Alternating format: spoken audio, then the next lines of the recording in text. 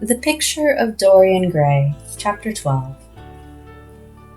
It was on the 9th of November, the eve of his own 38th birthday, as he often remembered afterward. He was walking home about 11 o'clock from Lord Henry's, where he had been dining, and was wrapped in heavy furs, as the night was cold and foggy. At the corner of Grosvenor Square and South Audley Street, a man passed him in the mist, walking very fast, and with the collar of his grey ulster pulled up. He had a bag in his hand. Dorian recognized him. It was Basil Hallward. A strange sense of fear, for which he could not account, came over him. He made no sign of recognition, and went on quickly in the direction of his own house. But Hallward had seen him. Dorian heard him first stopping on the pavement, and then hurrying after him. In a few moments his hand was on his arm. "Dorian, what an extraordinary piece of luck! I have been waiting for you in your library ever since 9 o'clock. Finally I took pity on your tired servant and told him to go to bed, as he let me out. I'm off to Paris by the midnight train, and I particularly wanted to see you before I left. I thought it was you, or rather your fur coat, as you passed me, but I wasn't quite sure. Didn't you recognize me?" "In this fog, my dear Basil? Why, I can't even recognize Grosvenor Square. I believe my house is somewhere about here, but I don't feel at all certain about it. I am sorry you are going away, as I have not seen you for ages, but I suppose you will be back soon." "No, I'm going to be out of England for 6 months. I intend to take a studio in Paris and shut myself up till I have finished a great picture I have in my head. However, it wasn't about myself I wanted to talk. Here we are at your door. Let me come in for a moment. I have something to say to you." "I shall be charmed. But won't you miss your train?" said Dorian Gray languidly as he passed up the steps and opened the door with his latchkey. The lamplight struggled out through the fog, and Hallward looked at his watch. "I have heaps of time," he answered. "The train doesn't go till 12:15, and it is only just 11. In fact, I was on my way to the club to look for you when I met you. You see, I shan't have any delay about luggage, as I have sent on my heavy things. All I have with me is this bag, and I can easily get to the Victoria in 20 minutes. Dorian looked at him and smiled. What a way for a fashionable painter to travel! A Gladstone bag and an ulster. Come in, or the fog will get into the house, and mind you don't talk about anything serious. Nothing is serious nowadays. At least, nothing should be." Hallward shook his head as he entered and followed Dorian into the library. There was a bright wood fire blazing in the large open hearth. The lamps were lit, and an open Dutch silver spirit case stood, with some siphons of soda water and large cut-glass tumblers, on a little marqueterie table. "You see, your servant made me quite at home, Dorian. He gave me everything I wanted, including your best gold-tipped cigarettes. He is a most hospitable creature. I like him much better than the Frenchman you used to have. What has become of the Frenchman, by the by?" Dorian shrugged his shoulders. "I believe he married Lady Radley's maid and has established her in Paris as an English dressmaker. Anglomanie is very fashionable over there now, I hear. It seems silly of the French, doesn't it? But, do you know, he was not at all a bad servant. I never liked him, but I had nothing to complain about. One often imagines things that are quite absurd. He was really very devoted to me, and seemed quite sorry when he went away. Have another brandy and soda? Or would you like hock and seltzer? I always take hock and seltzer myself. There is sure to be some in the next room." "Thanks, I won't have anything more," said the painter, taking his cap and coat off and throwing them on the bag that he had placed in the corner. "And now, my dear fellow, I want to speak to you seriously. Don't frown like that. You make it so much more difficult for me." "What is it all about?" cried Dorian in his petulant way, flinging himself down on the sofa. "I hope it is not about myself. I am tired of myself tonight. I should like to be somebody else." "It is about yourself," answered Hallward in his grave, deep voice. "And I must say it to you. I shall only keep you half an hour." Dorian sighed and lit a cigarette. "Half an hour," he murmured. "It is not much to ask of you, Dorian, and it is entirely for your own sake that I am speaking. I think it right that you should know that the most dreadful things are being said against you in London." "I don't wish to know anything about them. I love scandals about other people, but scandals about myself don't interest me. They have not got the charm of novelty." They must interest you, Dorian. Every gentleman is interested in his good name. You don't want people to talk of you as something vile and degraded. Of course, you have your position and your wealth and all that kind of thing. But position and wealth are not everything. Mind you, I don't believe these rumors at all. At least, I can't believe them when I see you. Sin is a thing that writes itself across a man's face, cannot be concealed. People talk sometimes of secret vices. There are no such things. If a wretched man has a vice, it shows itself in the lines of his mouth, the droop of his eyelids, the moulding of his hands even. Somebody, I won't mention his name, but you know him, came to me last year to have his portrait done. I had never seen him before, and had never heard anything about him at the time, though I have heard a good deal since. He offered an extravagant price. I refused him. There was something in the shape of his fingers that I hated. I now know that I was quite right in what I fancied about him. His life is dreadful. But you, Dorian, with your pure, bright, innocent face and your marvellous, untroubled youth, I can't believe anything against you.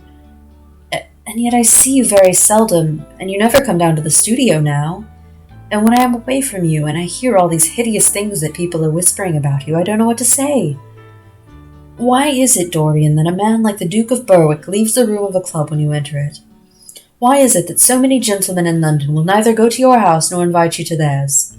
You used to be a friend of Lord Staveley. I met him at dinner last week. Your name happened to come up in conversation in connection with the miniatures you have lent to the exhibition at the Dudley. Staveley curled his lip and said that you might have the most artistic taste, that you were a man whom no pure-minded girl should be allowed to know, and whom no chaste woman should sit in the same room with. I reminded him that I am a friend of yours and asked him what he meant. He told me. He told me right out before everybody. It was horrible. Why is your friendship so fatal to young men?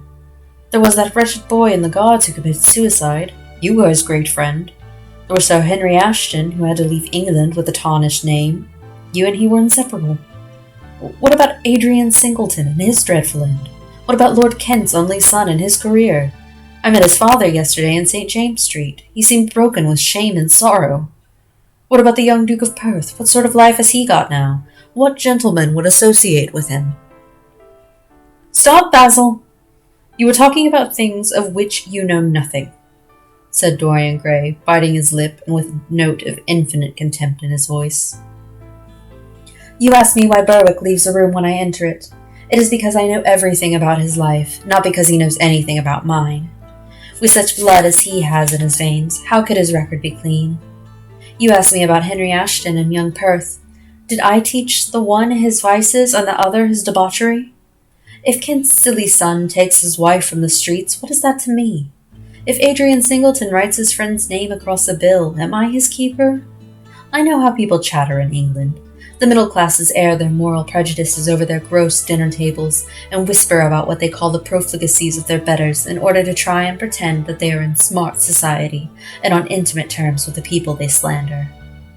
In this country it is enough for a man to have a distinction and brains for every common tongue to wag about him.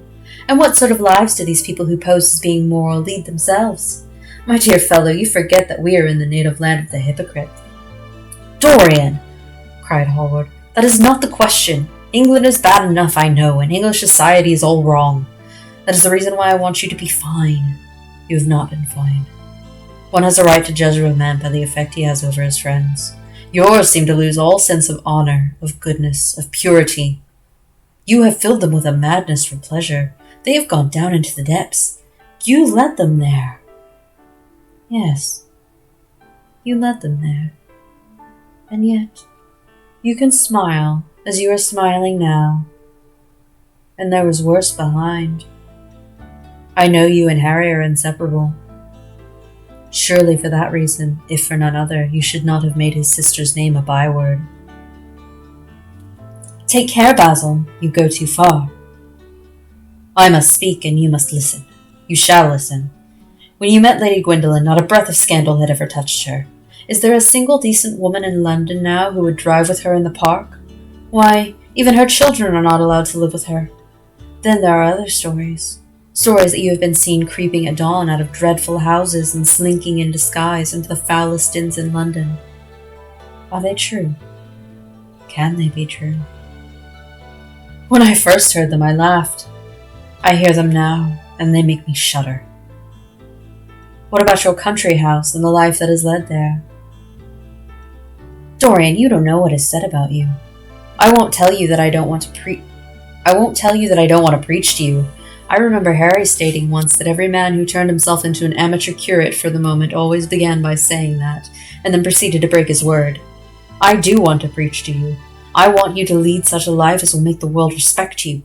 I want you to have a clean name and a fair record. I want you to get rid of the dreadful people you associate with. Don't shrug your shoulders like that. Don't be so indifferent. You have a wonderful influence. Let it be for good, not for evil. They say that you corrupt everyone with whom you become intimate, and that it is quite sufficient for you to enter a house for shame of some kind to follow after. I don't know whether it is so or not. How should I know? But it is said of you. I am told things that it seems impossible to doubt. Lord Gloucester was one of the greatest friends at Oxford. He showed me a letter that his wife had written to him when she was dying alone in her villa at Menton. Your name was implicated in the most terrible confession I ever read.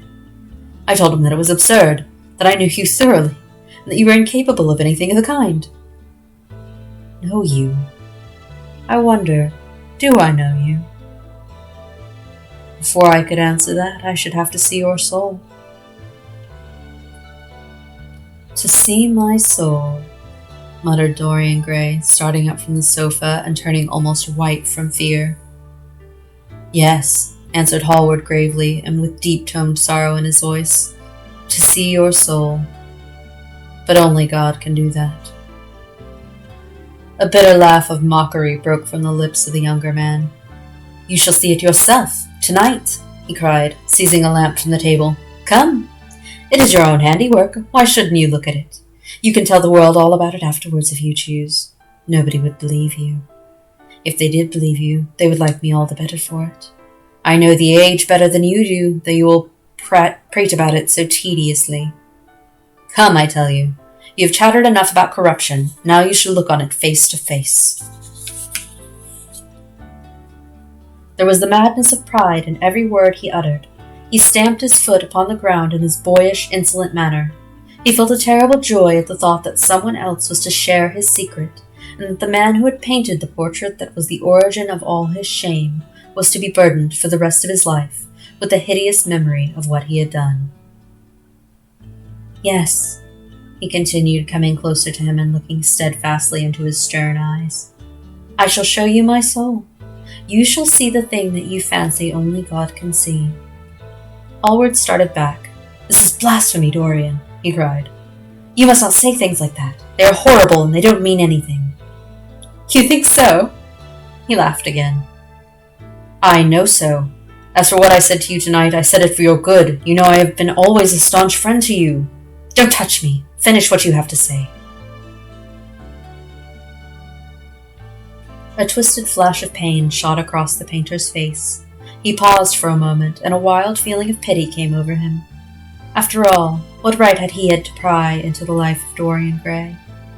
If he had done a tithe of what was rumored about him, how much he must have suffered. Then he straightened himself up and walked over to the fireplace and stood there, looking at the burning logs with their frost-like ashes and their throbbing cores of flame. I am waiting, Basil, said the young man in a hard, clear voice. He turned round. What I have to say is this, he cried.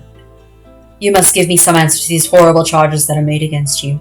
If you tell me that they are absolutely untrue from beginning to end, I shall believe you. Deny them, Dorian. Deny them! Can't you see what I'm going through? My God, don't tell me that you are bad and corrupt and shameful. Dorian Gray smiled. There was a curl of contempt on his lips. Come upstairs, Basil, he said quietly. I keep a diary of my life from day to day, and it never leaves the room in which it is written. I shall show it to you if you come with me. I shall come with you, Dorian, if you wish it. I see I have missed my train. That makes no matter. I can go tomorrow. But don't ask me to read anything tonight. All I want is a plain answer to my question. That shall be given to you upstairs. I could not give it here. You will not have to read long.